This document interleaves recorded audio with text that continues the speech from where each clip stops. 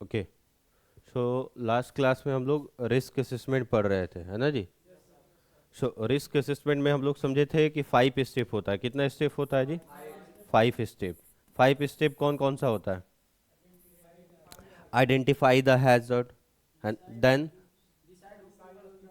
हाँ, very good, decide the people who might be harm and how might be harm, है ना। Then third, evaluating risk, है ना, existing control measure and taking further control measure. ठीक है। Then fourth step क्या था? Record the significant finding. And fifth step, review if necessary. ठीक है। सो ये 5 स्टेप था। अभी इन 5 स्टेप को हम लोग डीपली अंडरस्टैंड करेंगे वन बाय वन करके। सो पहला स्टेप क्या था जी? Identify the hazard, means identification of hazard. ठीक है। Identify the hazard means identification of hazard, means खतरा का पहचान करना। सो पहला स्टेप है खतरा का पहचान करना। सो समझेंगे, खतरा जो है हमारे वर्क प्लेस पे 2 प्रकार का होता है। पढ़े हैं ना मॉड्यूल 1 में? कितना प्रकार का खतरा होता है? कौन कौन सा? खतरा कितना प्रकार का होता है? ओके, 6 प्रकार का पढ़े हैं, है ना। रिवीजन नहीं हो रहा है ना। हाँ, खतरा 6 प्रकार का होता है, लेकिन इसके अलावा 2 प्रकार का भी पढ़े होंगे, हेल्थ हैजर्ड और सेफ्टी हैजर्ड। ठीक है, पढ़े हैं ना? नहीं पढ़े हैं तो दोबारा से मॉड्यूल फर्स्ट जो है कि रिकॉर्डेड है, जाकर उसको रीड करेंगे। सो खतरा 6 प्रकार का भी होता है, खतरा 2 प्रकार का भी होता है। लेकिन ये जो खतरा होता है इसको वर्क प्लेस पे 2 भाग में कैटेगराइज किया जाता है। ठीक है। हैजर्ड को कितना भाग में कैटेगराइज किया गया है? 2 भाग में। एक को बोलते हैं जनरल हैजर्ड। क्या बोलते हैं जी? General hazard. जनरल को कॉमन भी कहा जाता है। क्या कहा जाता है जी? Common hazard. और दूसरा को बोलते हैं हम लोग स्पेसिफिक हैजर्ड। क्या बोलते हैं? Specific hazard. ठीक है। तो 2 प्रकार का होता है, एक जनरल और एक स्पेसिफिक। जनरल को क्या बोलते हैं? कॉमन। कॉमन बोलते हैं ना। So common work place hazard. Common work place hazard बोले तो ऐसा हैजर्ड, ऐसा खतरा जो हर एक कार्यस्थल पे मौजूद रहता है। ठीक है। जैसे अभी आपका यहाँ पे भी मौजूद रहेगा, आपका घर पे भी मौजूद रहेगा, कंपनी के अंदर साइट पे भी मौजूद रहेगा। ठीक है। तो कोई भी ऐसा खतरा जो सामान्य रूप से हर जगह मौजूद हो सकता है उसको कॉमन वर्क प्लेस हैजर्ड कहा जाता है। जैसे पहला है इसमें slip, trip and fall. Slip मतलब फिसल जाना, ट्रिप मतलब फंस जाना, और फॉल मतलब गिर जाना। तो ये खतरा हर जगह है कि नहीं है? यहाँ भी है, बैठे हैं, केबल है, फंस के गिर सकते हैं। घर पे भी है ना जी, कंपनी के अंदर भी है। Further, working in extreme temperature inside और आउटसाइड। ठीक है। मतलब बहुत ज्यादा टेम्परेचर में काम करना।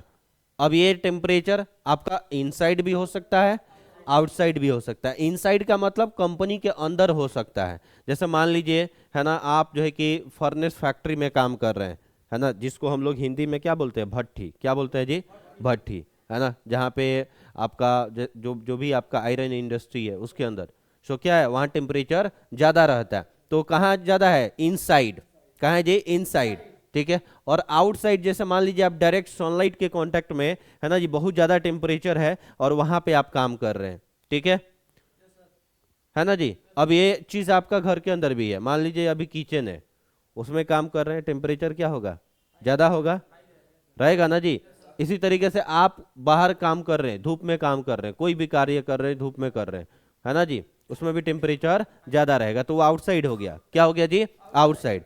तो सनलाइट क्या है, आपके घर पे भी आता है, यहाँ भी आता है, कंपनी के अंदर भी आता है। तो एक्सट्रीम टेम्परेचर क्या हो गया? कॉमन हैजर्ड हो गया। क्लियर है? स्पेसिफिक हैजर्ड किसको बोलते हैं? तो ऐसा हैजर्ड जो हमारे इंडस्ट्री, हमारे एक्टिविटी, है ना जी, के हिसाब से होता है, जो हमारे एक्टिविटी के अकॉर्डिंग रहता है। किसके अकॉर्डिंग रहता है? एक्टिविटी के अकॉर्डिंग रहता है। ठीक है। जैसे ऑक्सीजन की कमी यहाँ होगी, घर पे होगी? नहीं होगी। कहाँ होगी? स्पेसिफिक टास्क में, है कि नहीं जी। टॉक्सिक गैस यहाँ होगा, घर पे होगा? नहीं होगा। स्पेसिफिक जगह पे होगा, होगा ना जी। हाँ। सो कुछ ऐसे हैजर्ड जो हमारे वर्क के स्पेसिफिक जो है कि हमारे वर्क के अंदर जो आपका हैजर्ड है उसके हिसाब से जो हैजर्ड जो जो है कि वो हैजर्ड होते हैं हमारे वर्क के हिसाब से, उसको हम लोग क्या बोलते हैं, स्पेसिफिक वर्क प्लेस हैजर्ड कहते हैं। ठीक है, क्लियर है? हैजर्ड दो प्रकार का होता है। अब इन हैजर्ड को हम लोग आइडेंटिफाई कैसे करेंगे? हैजर्ड तो समझ लिए, बेसिकली हैजर्ड क्या होता है ऑलरेडी इसमें हम लोग इसके फर्स्ट क्लास में समझे थे। देन हम लोग समझ लिए कि हमारे वर्क प्लेस पे दो पार्ट में हैजर्ड को क्लासिफाई किया हुआ है, जनरल और स्पेसिफिक। ठीक है, अभी समझेंगे hazard identification method. Hazard identification method means खतरा का पहचान कैसे करेंगे। सो पहला मेथड है inspection of the work area. Means जो भी आपका कार्यस्थल है आप उसका निरीक्षण कीजिए, आप उसका जांच कीजिए। ठीक है, कार्यस्थल पे आप अपनी आंखों से देखिए कि क्या जो है कि असुरक्षित है, क्या यहाँ पे मौजूद है जिससे किसी को नुकसान पहुंच सकता है। ठीक है, समझ में आ रहा है? तो पहला हो गया ऑब्जर्वेशन करना, मींस इंस्पेक्शन करना। ये एक तरीका है जिससे आप खतरा का पहचान कर सकते हैं। दूसरा होता है interacting with operative and supervisor. Operative मतलब ऑपरेटर, वर्कर, है ना जी, जो काम को कर रहे हैं। ठीक है, और सुपरवाइजर, इनसे आपको क्या करना है, बातचीत करना है। ठीक है, इंटरेक्टिंग मतलब बातचीत करना। ठीक है, जो भी वर्कर काम कर रहे हैं, जो भी सुपरवाइजर वर्क को परफॉर्म करा रहे हैं, उनसे बातचीत कीजिए। उनसे जब आप बातचीत करेंगे तो आपको बहुत सारा खतरा के बारे में पता चलेगा। साइट पे बहुत सारा खतरा होता है जिसको हम लोग देख के आइडेंटिफाई नहीं कर सकते, या फिर हो सकता है कि हमने उसको नेग्लेक्ट कर दिया हो या फिर हमने उसको परस्यूव नहीं किया हो। लेकिन जब हम लोग वर्कर और सुपरवाइजर से बातचीत करेंगे तो उससे भी हमें क्या होगा, हैजर्ड का पता चलेगा। Further reviewing documentation. ठीक है, डॉक्यूमेंटेशन मतलब कागजात। हमारे कंपनी के अंदर जितने भी कागजात हैं, है ना जी, जो हमें हमारी मदद कर सकते हैं खतरा का पहचान करने में, उनको हमें चेक करना है। ठीक है, कागजात जैसे वर्कर का कंप्लेन रिपोर्ट हो गया, है ना जी, कोई प्रॉपर्टी डैमेज रिपोर्ट हो गया, इल हेल्थ रिपोर्ट हो गया, ठीक है, फर्स्ट एड रिपोर्ट हो गया। तो इस तरीके के जितने भी जो है कि रिकॉर्ड हैं, ठीक है, उन सारे रिकॉर्ड को हमें क्या करना है, चेक करना है। ठीक है, फर्दर करा checking the manufacturer and supplier manual. ठीक है, अभी क्या है, हमारा साइट पे जो भी हम लोग मशीनरी इक्विपमेंट यूज करते हैं, उन मशीनरी इक्विपमेंट को जिसने हमें प्रोवाइड किया, मतलब जिसने तैयार किया, जिसने बनाया और जिसने हम तक पहुंचाया। ठीक है, जो बनाया वो मैन्युफैक्चरर, जो पहुंचाया वो सप्लायर। ठीक है, तो इनके द्वारा एक मैनुअल दिया जाता है, जिस मैनुअल में मेंशन रहता है कि हमारा इक्विपमेंट, मशीनरी और जो है कि मटेरियल के अंदर क्या खतरा है। ठीक है, तो उसको भी हमें रेफर करना चाहिए। जैसे अभी आप मार्केट से कोई भी जस्ट फॉर एग्जांपल मेडिसिन भी परचेज करके लाते हैं, उसके अंदर से क्या निकलता है, एक पर्ची निकलता है जिसमें मेंशन रहता है कि ये पार्टिकुलर जो मेडिसिन है इसके अंदर कौन कौन सा, है ना जी, इंग्रेडिएंट में कौन कौन सा कंपोनेंट इसमें मिला हुआ है, देन इसमें हैजर्ड क्या है, क्या प्रिकॉशन लेना है, कितना डिग्री पे स्टोर करके रखना, लिखा रहता है ना जी। वैसे ही जितना भी मटेरियल इक्विपमेंट्स जो है कि हमारे कंपनी के अंदर यूज़ किया जाता है, उसके अंदर क्या होता है, मैन्युफैक्चर के द्वारा एक मैनुअल दिया जाता है ना जी, जिस मैनुअल में लिखा होता है कि पार्टिकुलर मशीनरी इक्विपमेंट में क्या खतरा है। ठीक है, तो उसको भी हमें रेफर करना है। अगर हम लोग उसको रेफर करेंगे तो इक्विपमेंट में क्या हैजर्ड है वो हम लोग आइडेंटिफाई कर सकते हैं। इसके अलावा लेजिस्लेशन, कानून, हमारा जो कानून है, ठीक है, वो भी क्या है जी, हमें जो है कि नहीं, हमें गाइड करता है कि अभी हम जो एक्टिविटी परफॉर्म करने जा रहे हैं उसमें क्या हैजर्ड है। इसके लिए अभी आप इंडिया में हैं तो आप जो है कि Indian legislation factory act 1948, factory act 1948, इसको आप रेफर कर सकते हैं। आप यहाँ पे जाएंगे, अभी सपोज दैट आपका साइट पे वर्क एट हाइट हो रहा है तो आप जाइए, जाके सर्च कीजिए, है ना, लेजिस्लेटिव, है ना, guideline for work at height, ठीक है, इन इंडिया। तो फैक्ट्री एक्ट या फिर as per the factory act, है ना, guidelines for work at height, तो वहाँ पे आपको बताएगा कि वर्क एट हाइट में क्या क्या हैजर्ड है। तो हैजर्ड को आइडेंटिफाई करने का काम जो है आप लेजिस्लेशन के रेफरेंस से भी कर सकते हैं। ठीक है, कोई दिक्कत इसमें? ओके, फर्दर है आपका इंसिडेंट डेटा। नेक्स्ट क्या है जी, इंसिडेंट डेटा। इंसिडेंट बोले तो घटना, जो भी घटना हमारे कंपनी के अंदर होता है उसका जो रिकॉर्ड होता है उसको भी हम लोग रेफर कर सकते हैं। ठीक है, उससे भी क्या होगा, हमें पता चलेगा कि हमारे वर्क प्लेस पे क्या खतरा मौजूद है। ठीक है, इंसिडेंट मतलब जो भी घटनाएं घटती हैं, जैसे नियर मिस हो गया, डेंजरस ऑकरेंस हो गया, एक्सीडेंट हो गया, है ना जी, इसका जो रिकॉर्ड होता है, रिपोर्ट होता है, उसको भी हम लोग रेफर करेंगे, जिससे पता चलेगा कि ये एक्सीडेंट और इंसिडेंट कैसे हुआ है, क्या खतरा था। ठीक है जी, उससे खतरा का हमें पता चलेगा। ठीक है, तो ये सब आपका तरीका हो गया जिसके माध्यम से आप क्या कर सकते हैं जी, हैजर्ड को आइडेंटिफाई कर सकते हैं। ठीक है, कोई दिक्कत इसमें? ओके, दूसरा स्टेप है, समझेंगे। सेकेंड स्टेप है identify the population at risk. Means यहाँ आपको ये आइडेंटिफाई करना है ना जी, कि कौन से लोग जो है कि जोखिम में है। ठीक है, मतलब खतरा क्या है ये समझ लिए, खतरा क्या हो सकता है, कैसे आइडेंटिफाई करेंगे। अब दूसरा स्टेप में हम लोग आ गए हैं। दूसरा स्टेप क्या था, identify the people who might be harm and how might be harm.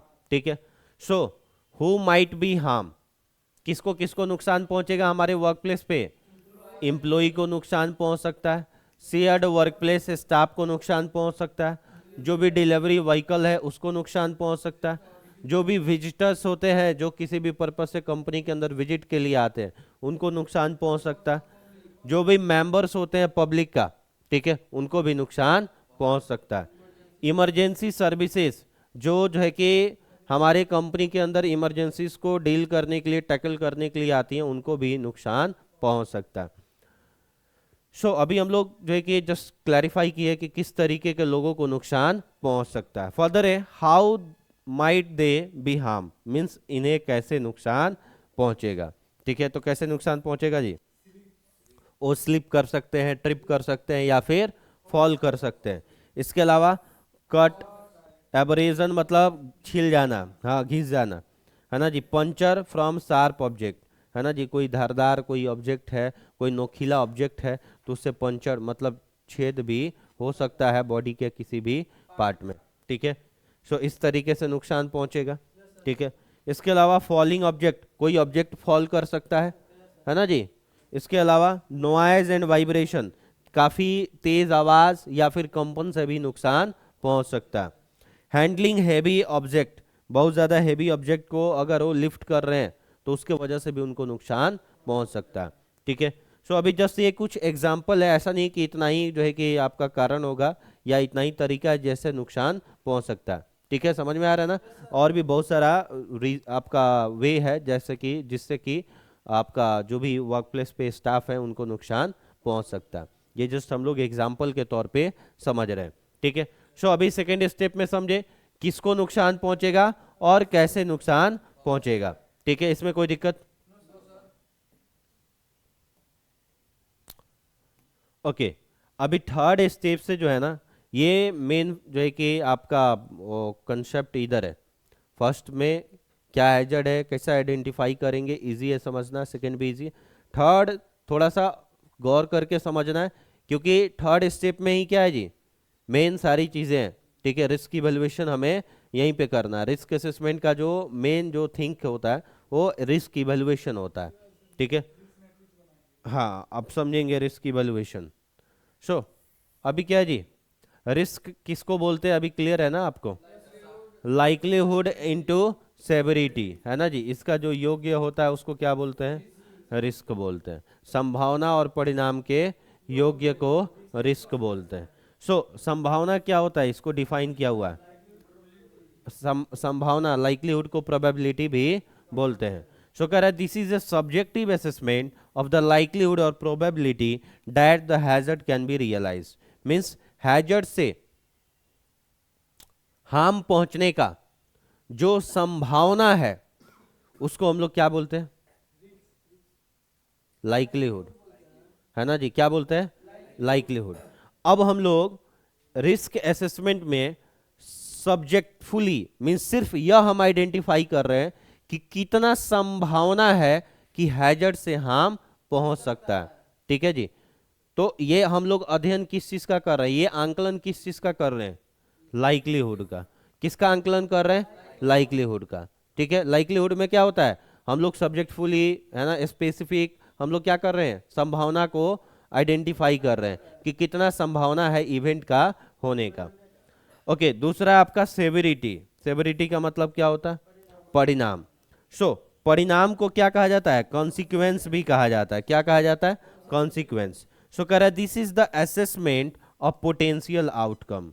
ठीक है, यहाँ पे क्या है, हम लोग ये आइडेंटिफाई करते हैं कि क्या परिणाम हो सकता है। ठीक है, यहाँ पे हम लोग संभावना आइडेंटिफाई किए और यहाँ पे हम लोग परिणाम को आइडेंटिफाई करते हैं। ठीक है, मीन्स परिणाम को इवेलुएट करते हैं। ठीक है, कि जो भी हमारा हैजर्ड है, अगर उससे कोई इवेंट होता है तो उसमें हमें क्या जो है कि परिणाम देखने को मिलेगा। ठीक है जी, इसका जो हम लोग आंकलन कर रहे हैं, इसका जो हम लोग इवेलुएशन कर रहे हैं, उसको हम लोग बोलते हैं कॉन्सिक्वेंस या सेवेरिटी। ठीक है, क्लियर है। तो रिस्क को जब हम लोग एसेस करते हैं ना, तो दोनों को पार्शियली क्या है जी, चेक करते हैं, दोनों को पार्शियली इवेलुएट करते हैं कि लाइक्लीहुड कितना है और सेवेरिटी कितना है। अब ये जो हमारा यहाँ पे रिजल्ट आता है, दोनों को मल्टीप्लाई करके जो टोटल रिजल्ट आता है उसको हम लोग रिस्क बोलते हैं। ठीक है, सो समझेंगे इसको। अब देखिए, रिस्क इवेलुएशन के लिए हमारे पास एक जो है कि चार्ट है, एक तरफ क्या जी, लाइक्लीहुड दिया है और दूसरे तरफ सेवेरिटी। ठीक है, अब रिस्क इवेलुएशन जब हम लोग करते हैं तो क्या करते हैं जी, या तो नंबर पे करते हैं या फिर क्वालिटी पे करते हैं। ठीक है, तो ज़्यादा बेहतर होता है कि पहले हम नंबर पे एसेस करें, फिर उसको क्वालिटी में कैटेगराइज कर लें। ठीक है, तो जब नंबर पे आप असेसमेंट कीजिएगा तो आपको यह पता होना चाहिए, नंबर में क्या होता है जी, 1 2 3 4 5, है ना, ऐसा करके नंबर रहता है। तो आपको पता होना चाहिए कि आप 1 बोल रहे हैं तो 1 क्यों बोल रहे हैं, 2 बोल रहे हैं तो 2 क्यों बोल रहे हैं, मतलब संभावना आपके हिसाब से 1 है तो 1 का मतलब क्या है ना जी। अगर आप परिणाम 1 बोल रहे हैं तो 1 का मतलब क्या है, 2 बोल रहे हैं तो 2 का मतलब क्या होता है, मतलब कि ये जो नंबर सिस्टम है इसके पीछे का कॉन्सेप्ट क्या है ना जी, जिसके बेसिस पे हम लोग ये नंबर डिसाइड कर रहे हैं। ठीक है, इसको समझेंगे। सो पहला, लाइक्लीहुड में 1 का मतलब क्या होता है जी, वेरी अनलाइकली। अगर हम लोग 1 बोलते हैं तो 1 का मतलब कि इवेंट का होने का संभावना बिल्कुल ही नहीं है। ठीक है, वेरी अनलाइकली मतलब बिल्कुल नहीं है। ठीक है, समझ में आ रहा है। और 2 का मतलब अनलाइकली, मतलब संभावना नहीं है। और 3 का मतलब लाइकली, संभावना है। और 4 का मतलब वेरी लाइकली, मतलब बहुत संभावना है। और 5 का मतलब सर्टेन, सर्टेन का मतलब निश्चित है कि इवेंट होगा ही होगा। ठीक है, समझ में आ रहा है। तो ये हो गया संभावना। दूसरे तरफ क्या दिया है, परिणाम। परिणाम में एक का मतलब क्या है, माइनर इंजरी। ठीक है, माइनर इंजरी जैसे मान लीजिए आप चल रहे हैं, पाँव स्लिप कर गया, गिर गए, है ना जी, गिरे तो चोट लगा, फील हुआ, लेकिन कुछ टूटा फूटा कटा फूटा नहीं, है ना, उठे हाथ पांव झाड़े, थोड़ा सा पेन रियलाइज हो रहा है ना, लेकिन फिर थोड़ी देर बाद 1 घंटा 2 घंटा, है ना, 1 दिन के बाद ठीक हो गया ऑटोमेटिक, इसको बोलते हैं माइनर इंजरी। है ना, इसमें कुछ फूटता टूटता नहीं है। ठीक है, कुछ कटता फटता नहीं है ना, बोलते हैं अंदरूनी चोट लग गया, है ना जी। सो इसको बोलते हैं माइनर इंजरी। क्या बोलते हैं जी, माइनर इंजरी। दूसरा है आपका first aid injury. First aid में क्या होगा, आपका कुछ कटेगा फटेगा, है ना जी, जिसको छिलेगा, जिसको आप फर्स्ट एड ट्रीटमेंट देके ठीक कर सकते हैं, 7 दिन में दोबारा आप साइट पे काम करने आ जाएंगे, है ना जी। तो वैसा इंजरी को बोलते हैं फर्स्ट एड इंजरी। क्या बोलते हैं जी, फर्स्ट एड इंजरी, जिसको 7 दिन में आप रिकवर कर लेंगे। ठीक है जी, मतलब 7 दिन के अंदर दोबारा आप काम पे आ जाएंगे। ठीक है, थर्ड का मतलब होता है नॉन डिसेबल्ड इंजरी। थर्ड का मतलब क्या होता है, नॉन डिसेबल इंजरी। जैसे क्या है जी, इंजरी हुआ, लेकिन इंजरी ऐसा है कि 7 दिन से ज्यादा समय लगेगा रिकवर होने में। ठीक है जी, लेकिन उसके वजह से अपंगता नहीं हुआ। जैसे मान लीजिए कुछ फूट गया, है ना जी, कुछ टूट गया, तो अभी क्या है, उसको तुरंत आप रिकवर नहीं कर सकते, उसको 1 महीना 2 महीना 3 महीना समय लगेगा ठीक होने में। ठीक है जी, मतलब आप अपंग नहीं हुए हैं, आपको इंजरी हुआ है। इंजरी कैसा है, सीरियस है। ठीक है, जिसको 7 दिन से ज्यादा वक्त लगेगा और आप काम पे उतने टाइम के लिए नहीं आ सकते हैं, उसको बोलते हैं नॉन डिसेबल्ड इंजरी। क्या बोलते हैं जी, नॉन डिसेबल्ड इंजरी। और 4 का मतलब क्या है, डिसेबलिंग इंजरी। डिसेबलिंग इंजरी का मतलब होता है कि हाँ, विकलांगता हो जाना। ठीक है जी, हाथ का कट जाना, पाँव का कट जाना, ठीक है जी। मीन्स हमारा जो भी बॉडी के पार्ट्स है ना जी, उनमें से किसी का अलग हो जाना। अब उंगली कट गया आपका एक, तो क्या है जी, इसको क्या बोलेंगे, डिसेबल इंजरी। क्या बोलेंगे जी, डिसेबल इंजरी, क्योंकि अब ये उंगली कट के निकल गया तो ये दोबारा जोड़ नहीं सकता है, ठीक है जी। सकता है लेकिन उसके लिए, है ना जी, उसके लिए फिर सकना कंपनी नहीं सकेगी, आप भी नहीं सकेंगे, है ना जी। हाँ, तो अभी क्या है, जो है कि इसको हम लोग क्या बोलेंगे, डिसेबल इंजरी, ठीक है जी। क्या बोलेंगे, डिसेबल इंजरी, ठीक है। अभी कोई कंट्री है ना, शायद अमेरिका या कुछ है ना, जो हेड जो है कि ट्रांसप्लांट किया, ठीक है जी। तो आप बोलेंगे कि हाथ कटेगा, गर्दन कट जा रहा है तो गर्दन लग जा रहा है, तो हाथ भी लग सकता है, तो प्रैक्टिकेबल नहीं है, ठीक है जी। लग जाएगा, कंपनी लगा देगी, आप लगवाएंगे। हाँ, तो 4 का मतलब क्या हो गया, डिसेबलिंग इंजरी, ठीक है, विकलांगता हो जाना। अब 5 का मतलब क्या होता है जी, फैटेलिटी। 5 का मतलब क्या होता है, फैटेलिटी। फैटेलिटी का मतलब क्या होता है, डेथ, है ना जी, मौत हो जाना, ठीक है। मतलब इवेंट हुआ और परिणाम ऐसा मिला कि व्यक्ति की मृत्यु हो गई, तो उसको बोलेंगे 5, ठीक है। हाँ हाँ, फैटल एक्सीडेंट, ठीक है। संभावना और परिणाम दोनों का नंबर का मतलब क्या है, समझ में आ गया, क्लियर है। ओके, आगे बढ़ते हैं। अब देखिए यहाँ पे क्या दिया हुआ है जी, हाँ, रिस्क मैट्रिक। इसको क्या बोलते हैं, रिस्क मैट्रिक। इसमें देखिए एक तरफ लाइक्लीहुड दिया हुआ है, लाइक्लीहुड का नंबर दिया हुआ है, दूसरी तरफ कॉन्सिक्वेंस दिया हुआ है ना जी, कॉन्सिक्वेंस का नंबर दिया हुआ है। इस बेसिस पे हम लोग क्या करते हैं, रिस्क की वैल्यूएशन करते हैं। जैसे मान लीजिए संभावना 1 है, अब परिणाम लग रहा है कि परिणाम भी 1 है, तो 1:1 कितना आएगा, 1, ठीक है जी। अभी इस तरीके से क्या है, यहाँ पे ये जितना भी एरिया ग्रीन में है, ग्रीन का मतलब क्या है, लो रिस्क, ठीक है जी। और जितना भी एरिया यहाँ पे येलो में है, ठीक है, सॉरी येलो में जो है, ठीक है, ये थोड़ा ग्रीन में आ गया, इससे मुश्किल नहीं है, इसको सही कर लेंगे। हाँ, जितना भी ये येलो में है, इसका मतलब क्या है, मॉडरेट। मॉडरेट का मतलब क्या होता है, मीडियम, बिल्कुल, ठीक है। और जितना भी एरिया रेड में है, रेड का मतलब क्या है, हाई रिस्क। रेड का मतलब क्या है जी, हाई रिस्क, ठीक है। तो अभी क्या है, यहाँ पे रिस्क मैट्रिक में देख के थोड़ा सा ये डिसाइड करना कि अभी ये जैसे 1 हो गया, 2 हो गया, 3 हो गया, 4 हो गया, 5 हो गया, ठीक है जी। ये आपका 2 हो गया, 3 हो गया, 4 हो गया, 5 हो गया, ठीक है। अब यहाँ पे मल्टीप्लाई होता है, 2:4, 2:3 6, 2:4 8, 2:5 10, ठीक है, ऐसा नंबर करते हैं। फिर यहाँ पे आपका क्या होगा, यहाँ पे हो गया ना, हाँ। अब यहाँ 3:2 6, 3:3 9, 3:4 कितना होगा जी, 12, है ना जी। 3 जो है कि आपका, हाँ हाँ, अच्छा हाँ, इधर आ जाएगा, ठीक है। अभी ये जो हम लोग थोड़ा सा ये कर दिए ना, इसके वजह से अब ये रेस कैसे होगा, क्लीन कर देंगे तो फिर जाना पड़ेगा, कोई बात नहीं है, समझ लेंगे। ये जो 3 है ना, एक ही कॉलम में आ गया, 6 है ना। हाँ, अच्छा, कहाँ हो रहा है जी,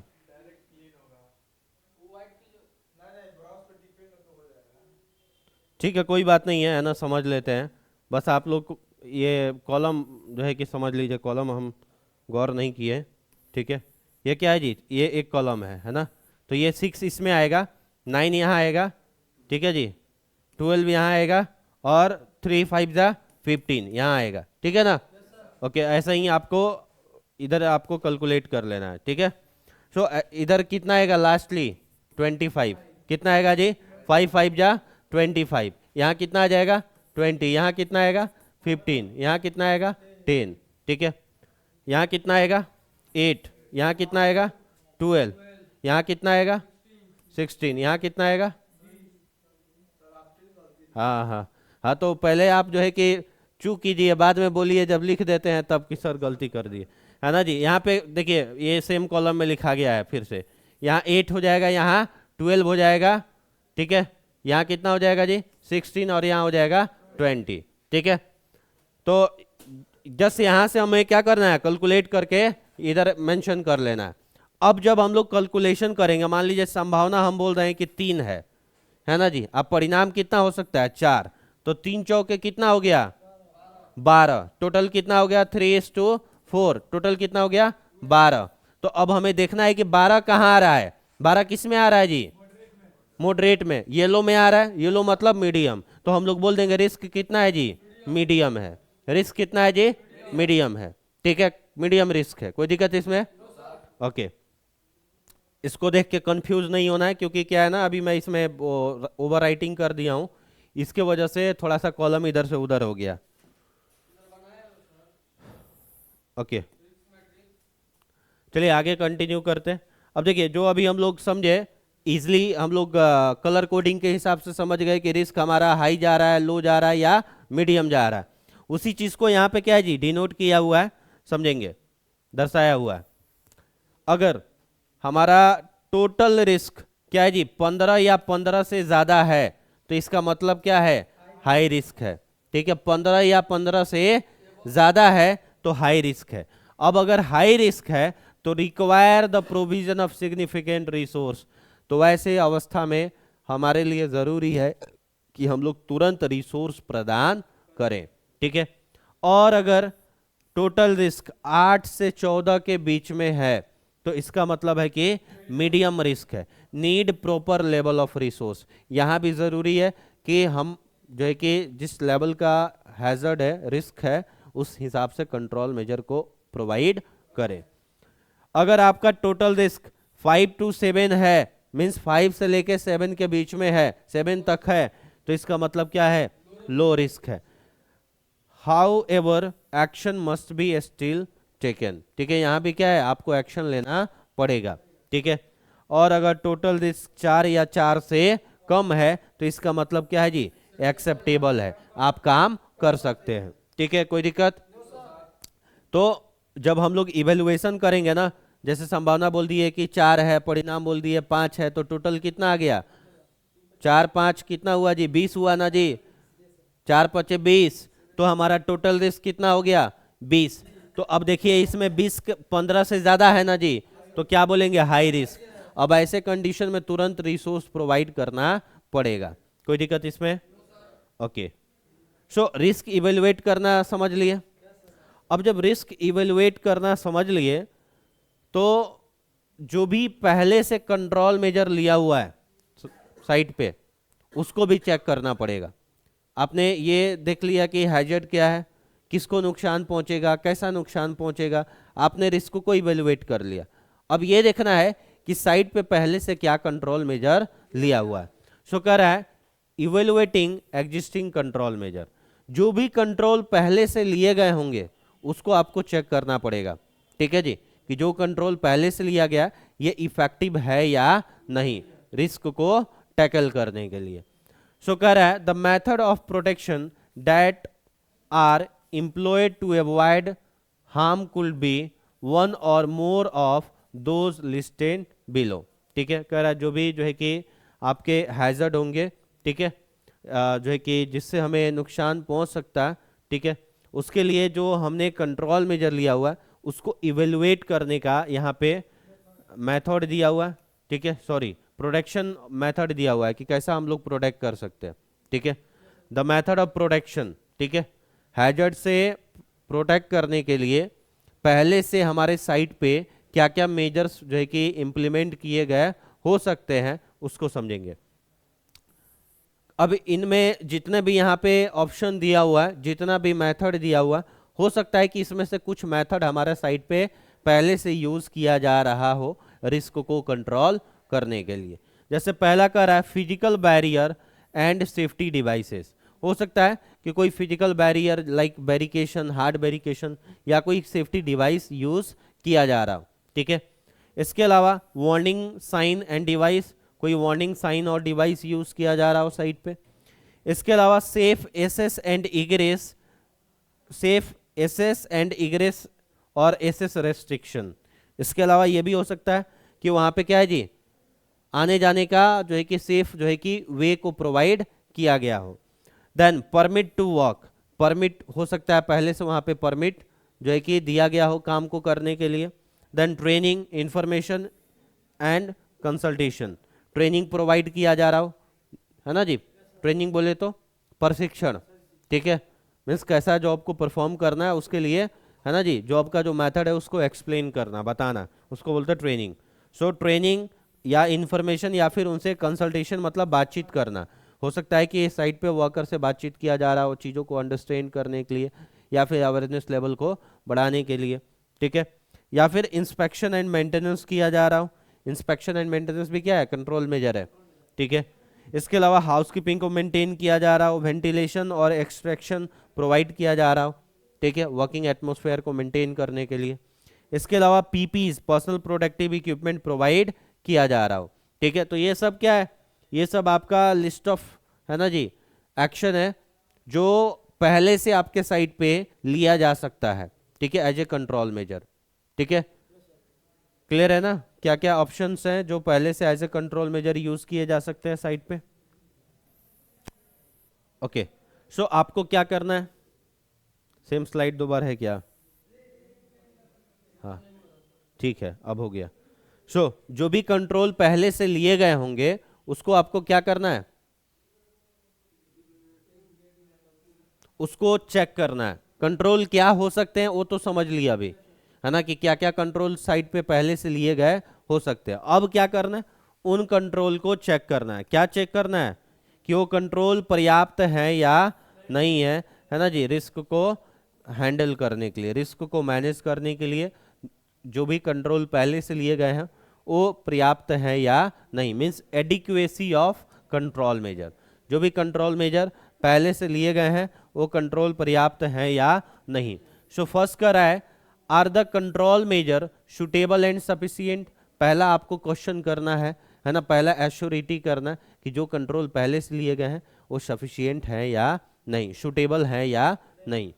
देन आर दे इफेक्टिव, जो भी कंट्रोल पहले से लिए गए हैं वो प्रभावी है या नहीं। Then have personnel received adequate training, जो भी पर्सन है उनको पर्याप्त ट्रेनिंग मिला है या नहीं, ठीक है। इज रिफ्रेशर और up to date training required, क्या हमें दोबारा से रिफ्रेशर और अपडेट ट्रेनिंग देने की आवश्यकता है ना जी, मीन्स दोबारा से ट्रेनिंग प्रोवाइड करने की आवश्यकता है। Are the training record held and they are relevant and update. इसके अलावा ये भी इंश्योर करना है कि जो भी ट्रेनिंग रिकॉर्ड है हमारे कंपनी के अंदर, है ना जी, जो भी ट्रेनिंग दिए गए हैं वो रिकॉर्डेड है या नहीं और वो अपडेटेड है या नहीं, ठीक है। ट्रेनिंग एक तो रिलेवेंट होना चाहिए जॉब के हिसाब से, दूसरा एक्यूरेट और अपडेट होना चाहिए, ठीक है, ये आपको एश्योर करना है। Has everyone been informed of the measure, जो भी कंट्रोल मेजर पहले से लिया गया है इसकी जानकारी हर व्यक्ति को है या नहीं, ठीक है। Then are inspection required and the report accurate and update. इसके अलावा यह भी इंश्योर करना कि क्या हमें इंस्पेक्शन करने की आवश्यकता है साइट पे दोबारा से, ठीक है, जांच करने की आवश्यकता। अगर नहीं है तो क्या जो पहले जांच किया गया है वो जो रिपोर्ट है वो सही है या नहीं और अपडेटेड है या नहीं। अब ऐसा नहीं कि 2 साल पहले क्या किया गया हो, इंस्पेक्शन किया गया हो। इंस्पेक्शन क्या है, हमारा जॉब के नेचर के हिसाब से हम लोग daily routine means daily, weekly, monthly basis पे इंस्पेक्शन करते हैं, ठीक है। तो इंस्पेक्शन हमारा टाइमली होना चाहिए, ठीक है, ताकि वो इंस्पेक्शन क्या हो, अपडेट हो। Next, are the control measure clearly documented, जो भी कंट्रोल हमारे साइट पे लिए गए हैं वो सारे कंट्रोल रिकॉर्डेड हैं, डॉक्यूमेंटेड हैं या नहीं, ये भी हमें एश्योर करना है। Are rules regularly reviewed and who is responsible for them, कह रहा है इसके अलावा जो भी रूल्स हैं, ठीक है, उसको रेगुलर बेसिस पे रिव्यू किया जा रहा है या नहीं, ठीक है जी, और कौन जिम्मेदार है इन रूल्स को रिव्यू करने के लिए, ये भी हमें एश्योर होना है। Then what are the emergency procedure, क्या क्या इमरजेंसी प्रोसीजर्स हैं जो हमारे साइट पे यूज किए जा रहे हैं, ठीक है, इसके ऊपर भी हमें गौर करना है, ठीक है। तो ये सब आपके क्या है जी, ये सब आपका जो है कि समझिए तो जो भी कंट्रोल लिए हैं उस कंट्रोल को हम लोग क्या कर रहे हैं, यहाँ पे चेक कर रहे हैं कि जो भी कंट्रोल लिया गया है वो कंट्रोल एडिक्वेट है नहीं है, ठीक है, मीन्स हम लोग यहाँ क्या कर रहे हैं, जो भी मेजर हमारे साइट पे पहले से लिए गए हैं उसको हम लोग चेक कर रहे हैं कि वो इफेक्टिव है, अपडेटेड है, रिकॉर्डेड है, रिलेवेंट है। ठीक है, किस लिए, ये इंश्योर करने के लिए कि वो जो कंट्रोल मेजर पहले से लिया गया है उससे हमारा रिस्क लेवल क्या है जी, एक्सेप्टेबल हो रहा है या नहीं। ठीक है, अब देखिए जब आप ये इतना सारा क्वेश्चन करेंगे ना, इतना सारा क्वेश्चन करने के बाद आपको क्या करना है, ये सुनिश्चित करना है कि जो भी कंट्रोल लिया गया है, ठीक है, ये कंट्रोल आपका जो है कि जो भी रिस्क है उसको एक्सेप्टेबल करना चाहिए। ठीक है, मान लीजिए ये सारा कंट्रोल लिया हुआ है आपका साइट पे, अब आपको ये देखना है कि इन कंट्रोल को लेने के बाद हमारा साइट पे रिस्क लेवल क्या है। ठीक है, जैसे अभी एग्जांपल के तौर पे समझेंगे, जैसे हम लोग अभी यहां पे कैलकुलेट करते हैं, जैसे ये ट्रेलिंग केबल लगा हुआ है, ठीक है, आप लोग यहीं पे बैठ के पढ़ रहे हैं, यहीं से आना जाना है ना जी, तो चांस है कि फंस के गिर सकते हैं। तो हम लोग अगर बोले कि लाइक्लीहुड और सेवरिटी, लाइक्लीहुड संभावना कितना है कि यहाँ कोई फंस के गिर सकता है, तो आप क्या बोलेंगे, 1 से 5 तक रेटिंग पढ़े थे ना, क्या बोलेंगे, क्या बोलेंगे, है ना जी, 5 बोल सकते हैं, 4, एक किस हिसाब से बोलिएगा, यहाँ सामने है, यहीं बगल में बैठे हुए हैं, है ना जी, संभावना पूछा जा रहा है, सब मिक्स खिचड़ी नहीं बनाना है ना जी, संभावना, अभी सिर्फ संभावना पूछा जा रहा है। संभावना कितना है, 5 है। ठीक है, मान लेते हैं संभावना 5। परिणाम क्या होगा अगर यहाँ कोई फंसता है, तो माइनर भी हो सकता है, अब फर्स्ट एड भी हो सकता है। ठीक है जी, तो 2 मान लेते हैं, टोटल कितना हो गया, 10।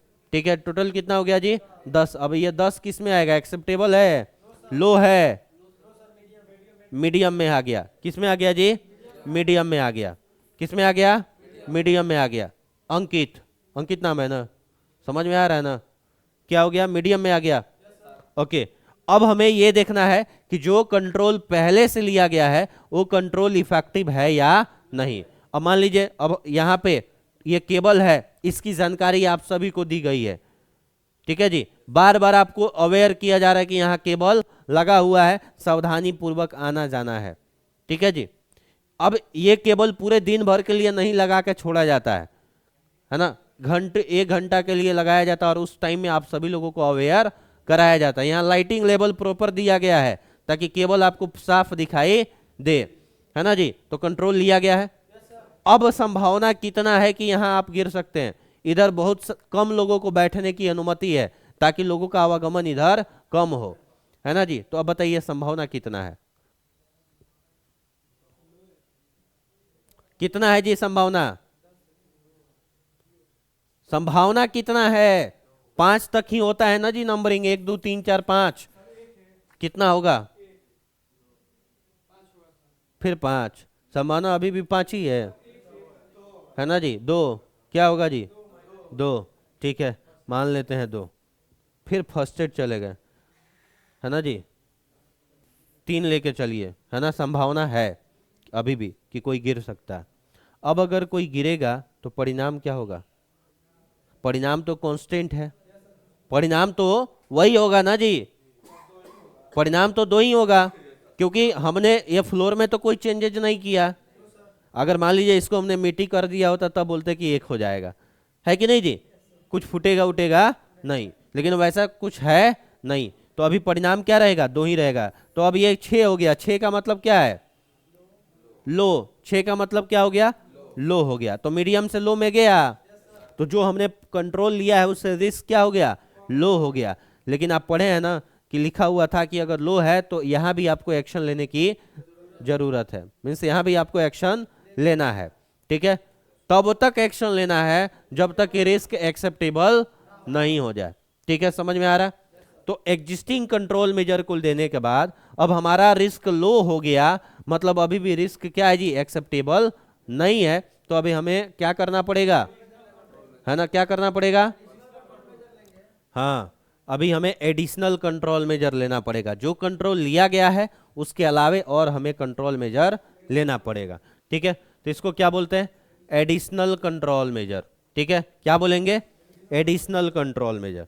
सो समझेंगे, एडिशनल कंट्रोल मेजर कह रहा है if existing control measure are not adequate, means जो भी पहले से कंट्रोल लिया गया है अगर वह पर्याप्त नहीं है, then recommendation to be made for the changes based on the following hierarchy, then जो है कि रेकमेंड किया जाता है कि हायरार्की के हिसाब से आप क्या कीजिए, चेंजेस कीजिए।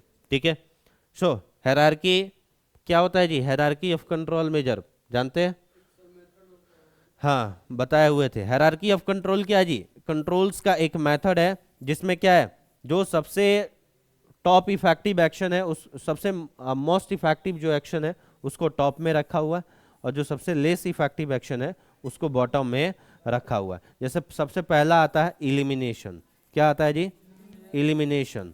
ठीक है, दूसरा आता है सब्स्टिट्यूशन, क्या आता है, सब्स्टिट्यूशन। ठीक है, तीसरा आता है इंजीनियरिंग कंट्रोल, क्या आता है जी, इंजीनियरिंग कंट्रोल। ठीक है, चौथा आता है एडमिन कंट्रोल, क्या आता है, एडमिन कंट्रोल, और पांचवा आता है पीपीज। पांचवा क्या आता है, पीपीज। तो ये कंट्रोल मेजर का क्रम हो गया।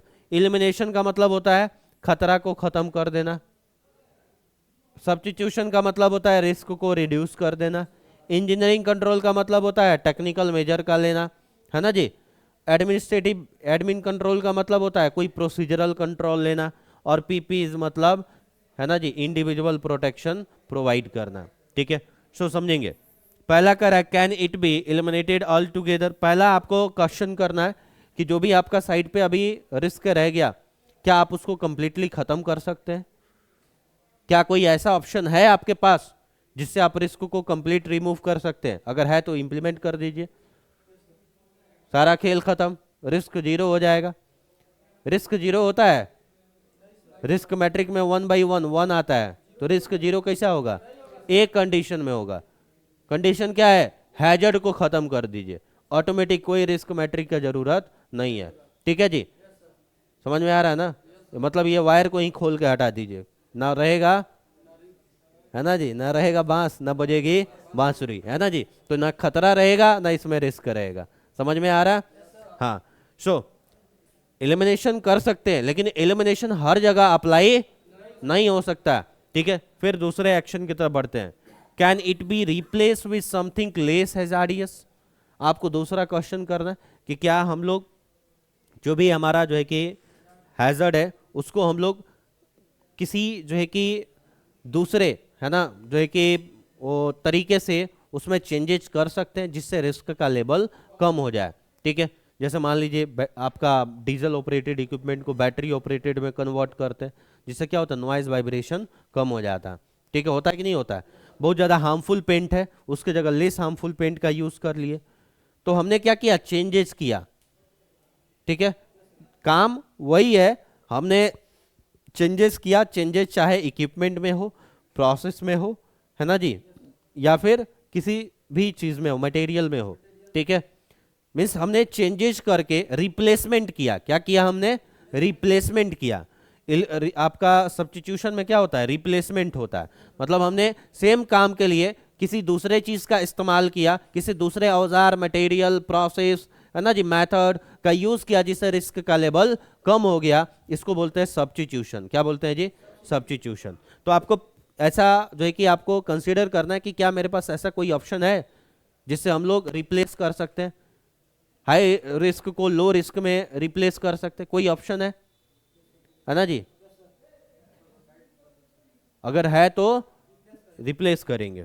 Then can the hazard be isolated और separated from those it may harm, है ना जी। देन आपको थर्ड एक्शन ये सोचना है कि क्या हम लोग कुछ ऐसा कर सकते हैं जिससे कि ये जो हैजर्ड है जिसको नुकसान पहुंचा सकता है उससे हम इसको सेपरेट कर दे, अलग कर दे, आइसोलेट कर दे। समझ में आ रहा है। सो जैसे कि कोई मशीन है तो उसके ऊपर गार्ड लगा देते हैं, ठीक है, उसका फेंसिंग कर देते हैं, तो इससे क्या हो गया, अब मशीन का जो डेंजरस पार्ट है उसका कांटेक्ट में हमारा कोई भी पार्ट्स ऑफ बॉडी नहीं आएगा। इससे क्या हो गया, हमने क्या किया, जो हैजर्ड है उससे पर्सन को सेपरेट कर दिया, किया ना जी। तो ऐसा आपको कोई ऑप्शन यूज करना है, आपको प्रयास करना है कि हमारे पास क्या ऐसा कोई विकल्प है या नहीं, अगर है तो उसको यूटिलाइज करना है। ठीक है, जैसे कि अभी हम लोग यहाँ पे क्या कर सकते हैं, यहाँ पे जैसे ये केबल है, इसको हम लोग सेपरेट कर सकते हैं वाल के माध्यम से, कर सकते हैं ना जी।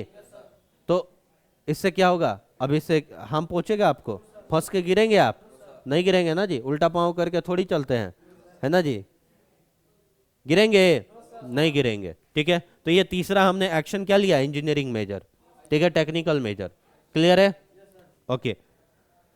चौथा एक्शन है, can the control be introduce the work और can it be reorganise to reduce the risk. चौथा आपको ये कंसीडर करना है कि क्या हम कुछ ऐसा चेंजेज कर सकते हैं जिससे, है ना जी, क्या हम कुछ ऐसा मेजर ले सकते हैं, है ना, जिससे कि हमारा जो है कि वो रिस्क का लेवल कम हो जाए। मीन्स अब यहाँ पे मेजर कैसा लेते हैं, प्रोसीजर में कोई चेंजेस करते हैं, कोई जो है कि किसी भी तरीके का मेथड को यूज़ करते हैं, ट्रेनिंग को प्रोवाइड करते हैं, इंस्ट्रक्शन को देते हैं, अलग अलग माध्यम का, मतलब मैनेजमेंट के द्वारा जो प्रोसीजर के फॉर्म में कोई एक्शन लिया जाता है उसको हम लोग रखते हैं एडमिन कंट्रोल के अंदर। जैसे परमिट का इशू करना, है ना जी, चेकलिस्ट का तैयार करना, इंस्पेक्शन परफॉर्म कराना, साइनेज का यूज करना, ये सब क्या हो गया, ये सब प्रोसीजरल कंट्रोल हो गया। क्या हो गया जी, सब प्रोसीजरल कंट्रोल हो गया, ठीक है। तो ऐसा कंट्रोल को लेना जिससे कि क्या हो, रिस्क का लेवल कम हो जाए, ठीक है, कोई दिक्कत इसमें। अब जो लास्ट है वो लास्ट एंड लीस्ट, ठीक है, क्या है जी, can personal productive equipment be use, क्या हम पीपीज यूज कर सकते हैं। मतलब ये चार जो है कि स्टेप से होने के बाद हमें कहां पहुंचना है, पीपीज पे पहुंचना है, ठीक है। सबसे लास्ट में कंसीडर करना है कि क्या हम कोई पीपीज यूज कर सकते हैं जिससे रिस्क का लेवल कम हो जाए, ठीक है। ये हमारा सबसे लास्ट ऑप्शन होना चाहिए, क्या होना चाहिए जी, सबसे लास्ट ऑप्शन होना चाहिए, पीपीज इज द, है ना जी, लास्ट ऑप्शन, है ना जी। तो सबसे अंत में हमें पर्सनल प्रोडक्टिव इक्विपमेंट, है ना जी, कंसीडर करना है, ठीक है, कोई दिक्कत इसमें, क्लियर है, ओके। सो जब भी आप कंट्रोल मेजर लेंगे तो आपको हायरार्की के हिसाब से ही चलना रहेगा। किसके हिसाब से चलना रहेगा जी, हायरार्की के हिसाब से। तो हायरार्की के 3 स्टेप को हम लोग कंप्लीट कर लिए, ठीक है जी, 3 स्टेप को कंप्लीट कर लिए।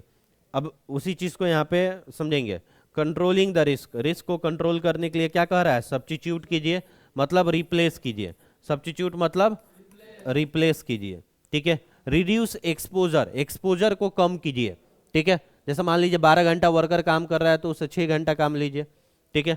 इंजीनियरिंग कंट्रोल मतलब टेक्निकल मेजर लीजिए, ठीक है, जैसे कि आप आइसोलेशन कीजिए, ठीक है, सेपरेशन कीजिए,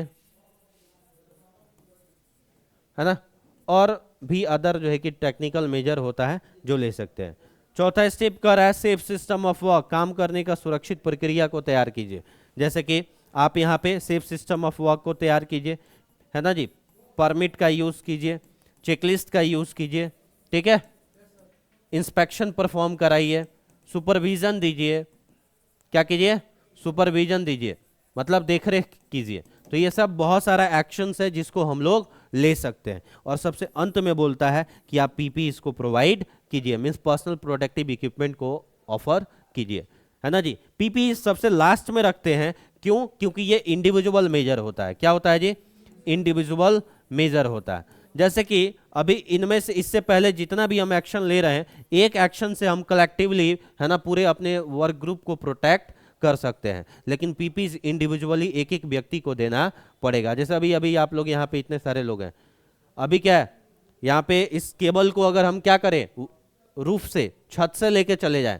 तो सभी लोग एक हमने एक्शन लिया, आप सभी लोग प्रोटेक्ट हो गए कि नहीं हो गए, हो गए ना जी।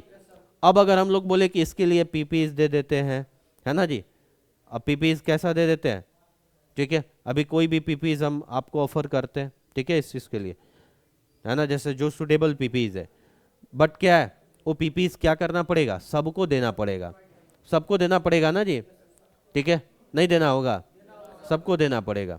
ऐसा नहीं है कि एक को देंगे तो सभी लोग प्रोटेक्टेड होंगे, ऐसा है नहीं है, इंडिविजुअल एक एक व्यक्ति को देना पड़ेगा। तो पीपीज इसीलिए सबसे अंत में कंसीडर किया जाता है। अब पीपीज से क्या है, जो हैजर्ड है वो खत्म होगा, हैजर्ड तो वही है, हैजर्ड से संभावना भी उतना ही है, ठीक है जी, हैजर्ड होगा भी, हैजर्ड का इफेक्ट भी दिखेगा, है ना जी, बट उसका परिणाम क्या है, आपको कम जो है कि मिलेगा। ठीक है, सो इसलिए पीपी इसको सबसे अंत में कंसीडर किया जाता है। ठीक है, कोई दिक्कत इसमें?